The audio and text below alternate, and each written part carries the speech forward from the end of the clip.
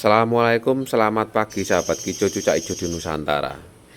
Ini tanda-tanda burung cucak hijau itu suhu tubuh pada burung itu dingin teman-teman. Jadi burung itu kalau dijemur, dia itu bulunya itu ngembang, sayapnya buka seperti ini. Jadi untuk burung-burung cucak hijau, kalau dijemur sayapnya masih dibuka, bulunya ngembang, itu jangan diturunkan dulu teman-teman. Jadi burung itu biarkan dulu sampai dia itu menikmati penyemuran. Meskipun dia itu dijemur itu sampai 1 jam pun tidak masalah, selama dia itu masih menikmati penyemuran. Jadi aman. Tapi kalau burungnya itu sudah kurang nyaman, naik turun, baru sampai turunkan, tidak masalah, diangin-anginkan seperti itu teman-teman ya.